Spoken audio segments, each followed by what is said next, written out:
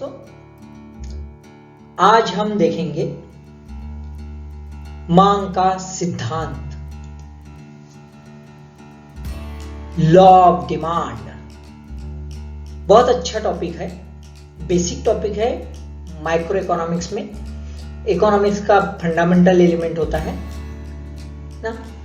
It's nothing but the kingpin of market creator. ये नहीं तो मार्केट नहीं, ये समझ लीजिए। ओके, चलो देख लेते हैं एग्जैक्ट मार्केट के कॉन्टेक्स्ट में क्या है। देखो मार्केट दिख रहा है आपको। सो ये मार्केट कैसे बनता है? पब्लिक है ना, गुड्स ऐसे दिखते एक जगह आ गए हैं, तो भाई कौन बना सकता है मार्केट? हम काफी न्यूज सुनते रहते हैं है ना कि कौन बनाता है market. Who are market creators, है ना। ये पॉलिटिशियन ने पॉलिसी बनाई, इसलिए बिजनेसमैन ने पैसा लगाया करके। तो सच में ये होते हैं क्या? तो फंडामेंटल जो एलिमेंट होते हैं वो कौन होते हैं? क्रिएटर्स कौन, यानी माँ बाप कौन होते हैं? चलिए देखते हैं माँ बाप कौन होते हैं, क्योंकि इसके भी तो माँ बाप होने चाहिए, है ना। लेट्स सी, है ना, हु आर बीइंग प्रोजेनाइटर्स।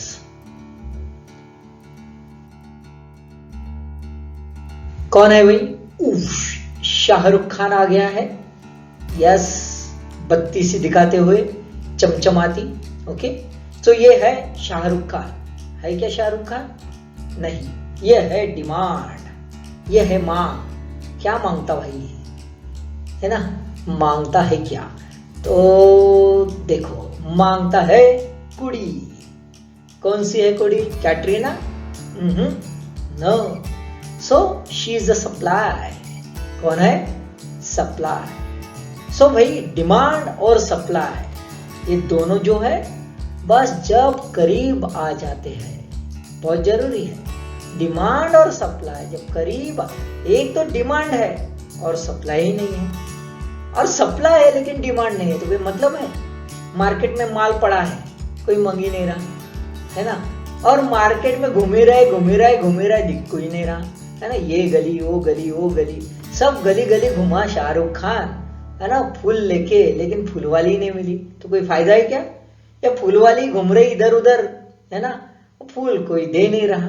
तो दोनों का होना बहुत जरूरी है।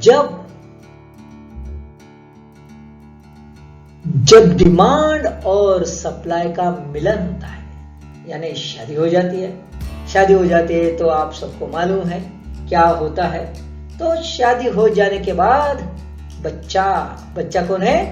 मार्केट। ओके, तो डिमांड और supply, these are the creators of market. अब इस कॉन्टेक्स्ट में आज हम देखेंगे लॉ ऑफ डिमांड, ये टॉपिक है, इसी वजह से डिमांड क्या है वो हम सीखने की कोशिश करेंगे। Okay, so what's a demand? हम कोशिश करेंगे एक बेसिक थियोरेटिकल जो कॉन्सेप्ट है, यानी डिफाइनिंग एस्पेक्ट जो है वो समझने की। पहले डेफिनेशन देख लेते हैं, फिर उसका एक्सप्लेनेशन देख लेते हैं। See, it's nothing but the will of a consumer, है ना। जो ग्राहक होता है, उपभोक्ता होता है, वो ग्राहक की इच्छा। यदि इच्छा ही नहीं है, तमन्ना ही नहीं है, तो कुछ नहीं हो सकता। आपको मालूम है तमन्ना क्या होती है ना, बताने की जरूरत नहीं, बखूबी मालूम है आपको। सिर्फ तमन्ना होके नहीं चलती है ना। क्या होके नहीं चलती? सिर्फ ये जो है, ये तमन्ना जो है, विल, तमन्ना बार बार बोल रहा हूं, कुछ गलत मत सुनना, है ना। तमन्ना जो है ये सिर्फ का ये नहीं होता, सफिशिएंट नहीं होता डिमांड के लिए। तो साथ में ability to pay, what it means, ability to fulfil this will. ये जो विल होता है, इसको फुलफिल करने की एबिलिटी होना चाहिए। हम मार्केट में गए और मार्केट में उपभोक्ता जो है वो चाहता है कुछ खरीदना, ये उसका विल हो गया। अब ये चाहती सफिशिएंट नहीं होती, तो साथ में क्या चाहिए? खरीदने की औकात होनी चाहिए, यानी एबिलिटी टू पे होनी चाहिए। अब ये दोनों जो एलिमेंट है दोस्तों, ये दोनों एलिमेंट दो अलग डायमेंशन में एक साथ जब होते हैं तभी हम उसे डिमांड कह पाते हैं। यानी एक स्पेसिफिक टाइम जो है ये स्पेसिफिक टाइम पीरियड होना चाहिए। वो हम इन जनरल डिमांड के कॉन्टेक्स्ट, डिमांड जब भी हम बोलते हैं तब हम सोचते हैं टाइम के कॉन्टेक्स्ट में, जनरल इसमें सोचते नहीं है। और साथ में एक गिवन प्राइस, एक प्राइस के कॉन्टेक्स्ट में हम विल और एबिलिटी सोचते हैं, जनरल नहीं सोचते। यानी उदाहरण के तौर पर मैं यहाँ पे ऐसे बोल देता हूँ कि एक ने बोला कार चाहिए, है ना, तो कार चाहिए तो उसके प्राइजेस के साथ ही वो बात करेगा और उस वक्त वो बोलेगा कार चाहिए। आज उसने बोल दिया कार चाहिए और मरते दम में भी बोल दिया, वो बुढ़ापे में बस एक पैर कब्र में बोलते कार चाहिए, ये जमेगा नहीं। ओके, तो एक स्पेसिफिक कॉन्टेक्स्ट में, स्पेसिफिक टाइम पीरियड में, एक गिवन प्राइस में जब विल और उसकी एबिलिटी ये फुलफिल हो जाती है तभी हम उसको डिमांड कह पाते हैं। ठीक है, तो इच्छाएं और उसकी जो है हैसियत यानी परचेसिंग पावर, इसका कॉम्बिनेशन होना चाहिए। तो अभी हम विल और एबिलिटी एग्जैक्ट क्या होता है एक अलग एंगल से समझने की हम कोशिश कर लेते हैं। ओके, ठीक है, देखिए कि क्या हो सकता है डिमांड। कार के शोरूम में भाई साहब बढ़िया फोटो ले रहे हैं, मोबाइल में फोटो खींची और बस यूं कन्नी काटना शुरू, है ना। उसको लगा कि भाई जेब में कार लेके ही अभी घूम रहा हूं मैं, बस ले लिया मैंने कार, है ना। तभी शोरूम वाला उसको बोलता है भाई साहब इधर आओ, इधर आओ, इधर आओ, ये कार का फोटो लेके जा रहे हो यार, कार तो खरीदो। तो हमारे भाई साहब बोलते दादा जेब है खाली, मत दो मुझे गाली, मैं निकला पतली गली, है ना, क्योंकि मैं हूं भाई कड़का, बराबर है। अब भाई उसकी चाहत है कार खरीदने, लेकिन पैसा नहीं है ना। तो चाबी जब है कब आएंगी, when you give the key of, receive the key of, है ना, कार चाहिए। तो भाई अपना सपना मनी मनी माला माल होना चाहिए, पैसा है तो सब कुछ है। तो व्हाट इट कनोट्स, मनी कनोट्स एबिलिटी, बराबर है। और ये कड़का, ये देखो यहाँ पे कड़की दोनों जेब दिखा रहा है ना, सिर्फ सेल्फी लेके जा रहा है, तो ऐसा नहीं चलता। तो दोनों का कॉम्बिनेशन होना चाहिए, एक हमारी इच्छाएं और दूसरी वो इच्छाओं की पूर्ति करने की अपनी जो है एक हैसियत, जो अपनी एबिलिटी है, वो होना बहुत जरूरी है। ओके, ठीक है, राइट। तो भाई क्या देखते हैं हम, चलो इसको हम समझने की कोशिश करते हैं फॉर्मूला के कॉन्टेक्स्ट में, है ना। तो एग्जैक्टली डिमांड क्या कह सकते हैं, डिमांड का मतलब क्या हो सकता है, एग्जैक्ट डिमांड का मतलब क्या हो सकता है। सो पहला तो हमें दिखता है will of a consumer, consumer की इच्छा, कंज्यूमर की चाहत, कुछ भी पाने की चाहत, लेने की चाहत, वो चाहता है ये मुझे चाहिए, इनटू, है ना, एबिलिटी टू पे, है ना, उसकी खरीदने की हैसियत, इज इक्वल टू क्या है, इफेक्टिव डिजायर। डिजायर जो है ये व्हील है, इट्स अ व्हील डिजायर, लेकिन जब उसकी इफेक्ट देना है तो क्या होना चाहिए, एबिलिटी टू पे, है ना, खरीदने की औकात होना बहुत जरूरी है। तो इच्छा और औकात, इसका कॉम्बिनेशन है, हमें बोलते हैं सही मायने में डिमांड हो सकती है। ओके, ठीक है, राइट। तो क्या देखा हमने, है ना, कि ये जो है ना, हमारे पास विल और एबिलिटी। अभी इसको लॉ ऑफ डिमांड के कॉन्टेक्स्ट में समझने की कोशिश करते हैं, कैसा कॉम्बिनेशन चलता है ना। लॉ ऑफ डिमांड क्या होता है ये कॉन्टेक्स्ट में देखते हैं। तो जब भी हम लॉ ऑफ डिमांड देखेंगे तो हम क्या देखेंगे, प्राइस देखेंगे और उसकी क्वांटिटी ऑफ डिमांड, क्योंकि अभी तक हमने देख लिया है ना, डिमांड क्या होता है। तो डिमांड जो है चाहत और एबिलिटी, तो यहाँ पे क्या आ जाएगा, चाहत और एबिलिटी, और यहाँ पे क्या आ जाएगा, परचेस करने की जो कमोडिटी है और कमोडिटी की प्राइस। जब प्राइस जो होती है कमोडिटी की और क्वांटिटी, इसका जो परस्पर संबंध होता है, इंटर रिलेशंस जो होते हैं, लेन देन जो होती है, एक स्पेसिफिक टाइम पीरियड में एक प्राइस कमोडिटी की जो होती है, उस कॉन्टेक्स्ट में जो डिमांड होता है उस आधार पर ही हम लॉ ऑफ डिमांड फिक्स कर पाते हैं, है ना। हम एक एग्जांपल लेते हैं इस कॉन्टेक्स्ट में और समझने की कोशिश करते हैं, है ना। ठीक है, तो ये भाई मेरी दोस्त है, मेरे लिए सोचा था उसने कि मैं भाई तू मेरा एकदम खासम खास दोस्त है तो मैं खाना बनाती हूँ, पहले मैं सब्जी लेके आती हूँ। तो मेरी दोस्त जो है ये एक 10 रुपीज जो है 10 रुपीज लेके मार्केट चली गई और उसने पूछा फ्लावर जो है, भाई ये फ्लावर का क्या प्राइस है। तो ये जो है सब्जी वाली भाई, तो सब्जी वाली भाई ने बोला है कि भाई ये फ्लावर जो है, ये फ्लावर पर केजी जो है 2 पर केजी, 2 रुपए का पर केजी है ना, ये फ्लावर है। इसने सोचा कि मेरे दोस्त को फ्लावर ही ज्यादा पसंद है, चलो फ्लावर ही खरीद लेता, बाकी के कोई खरीदने की जरूरत नहीं, जितना खाएगा सब्जी खिला दूंगी, सब्जी खिला खिला के मार दूंगी, ऐसे सोच लिया उसने। और उसने ले लिया, कितना ले लिया 10 रुपए का, तो 5 किलो ले लिया भाई, 5 केजी ले लिया। आ गया, सब्जी बना दी, मुझे बड़ी प्यारी सब्जी लगी, मैंने खा लिया और तुरंत बोला कि मेरे दोस्त, प्यारी दोस्त, मैं कल भी सब्जी खाने आऊंगा यही फ्लावर की, है ना।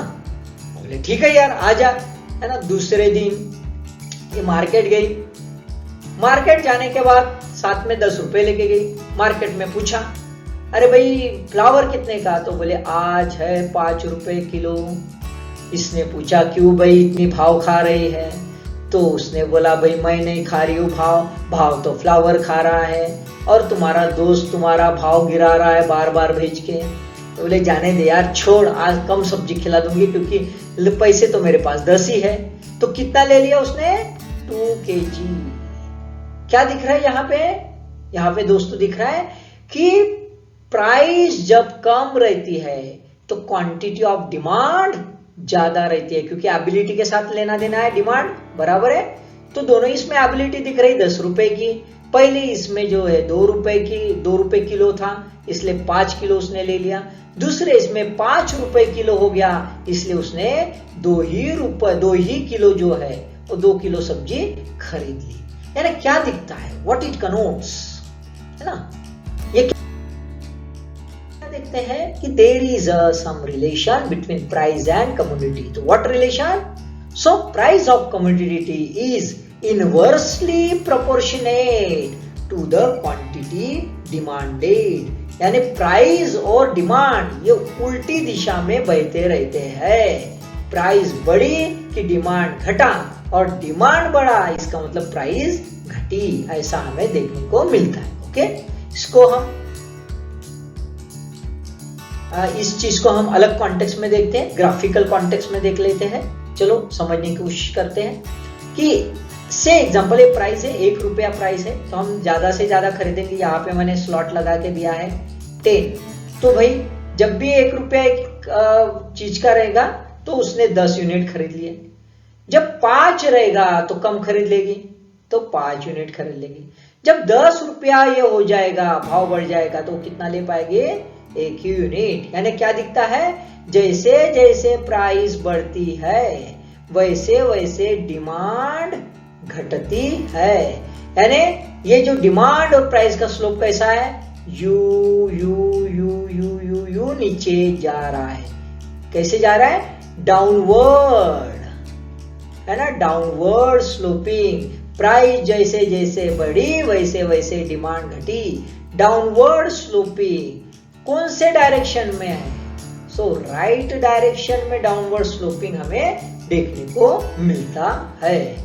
इस कॉन्टेक्स्ट में क्या देखने को मिलता है कि जैसे जैसे प्राइस बढ़ती है उसके अपोजिट डिमांड होती है। इस टाइप का जो है हमें ग्राफ देखने को मिलता है। एग्जैक्टली समझ में आया कि जैसे जैसे प्राइस ऊपर जाती है वैसे वैसे डिमांड नीचे आती है और स्लोप कैसे बनता है, downward sloping to right. Okay, so भाई ये जब भी हम देखते हैं प्राइस और डिमांड क्वांटिटी की, तो इस कॉन्टेक्स्ट में हमें डाउनवर्ड स्लोपिंग राइट दिखता है।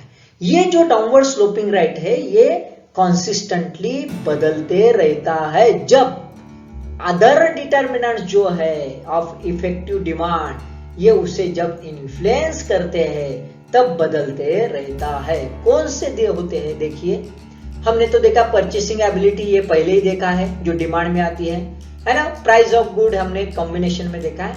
इसके साथ साथ है ना हमारे टेस्ट, जरूर नहीं कि प्राइस और इसमें गड़बड़ है, कभी कभी टेस्ट के लिए हम महंगी भी चीज खरीद लेते हैं, तो डिमांड बदल सकती है, बराबर है। प्रिफरेंस, क्या जरूरत है, क्या प्रायोरिटी है, अभी क्या खरीदना है, बाद में क्या खरीदना है ना। तो प्रायोरिटी के हिसाब से भी डिमांड बदलते रहती है। वो भी सकता है कि एक महंगी चीज अभी प्रायोरिटी में है तो वो हम खरीद लेंगे, सस्ती चीज हम नहीं खरीदेंगे। प्रेफरेंस क्या है उसके आधार पर भी हम देख लेते हैं, है ना। और सब्स्टिट्यूट्स जो होता है, एक महंगी चीज है, उसके ऑप्शन में कोई अल्टरनेटिव यदि सस्ती चीज है तो हम सब्स्टिट्यूट देख लेते हैं, या उसकी कॉम्प्लीमेंट्री देख लेते हैं। वो यदि मिलती है तो हम उसके कॉन्टेक्स्ट में भी देख लेते हैं, क्योंकि एक रैशनल जो ह्यूमन बीइंग होता है, वो रैशनल ह्यूमन बीइंग अक्सर जो है इकोनॉमाइज्ड मैन होता है, यानी अपना पैसा बचाने की पूरी कोशिश करता है, बराबर है। साथ में कंज्यूमर के एक्सपेक्टेशंस होते हैं। बहुत बार ऐसा दिखता है कि भाई भाव बढ़ रहे तो चलो अभी खरीद लो महंगी, इसमें और भाव बढ़ेंगे तो और गड़बड़ हो जाएगी, तो फ्यूचर के अनसर्टेनिटी होती है, उस कॉन्टेक्स्ट में भी डिमांड बदलती रहती है। तो डिमांड के बहुत सारे डायमेंशन होते हैं, डिफरेंट डायमेंशंस होते हैं, डिफरेंट डायमेंशंस का इस पर इम्पैक्ट गिरते रहता है। तो इसी वजह से लॉ ऑफ डिमांड क्या कहता है? लॉ ऑफ डिमांड ये कहता है कि यदि ये सब चीजें, taste, preference, priority, substitutes, complements, है ना, कंज्यूमर के एक्सपेक्टेशंस, ये यदि बाजू रख दिए और सिर्फ यही चीजों का ध्यान दिए तो स्लोप कैसा रहता है? Downward slope to the rights, बरोबर है, राइट साइड। लेकिन यदि ये जो ऐड होती है तो हमें अलग अलग टाइप के स्लोप्स देखने को मिलते हैं, और इसी वजह से अलग अलग इफेक्ट्स, अलग अलग गुड्स हमें ध्यान में आते हैं। कभी उसको गिफ्ट गुड बोलते हैं, वेवलेन इफेक्ट बोलते हैं। ये सब जो डिफेक्टिव डिमांड है, इस स्लोपिंग को, ये जो ग्राफ्स है, इसको सब बदल देता है, इसके डायनामिक्स बदल जाते हैं, और बहुत सारा अलग किस्म का डायनामिज्म जो है इकोनॉमी में तैयार होता है। ध्यान में आया बच्चों? ओके, आई होप सो कि ये ब्रीफ में आपको समझ में आया होगा। Thank you.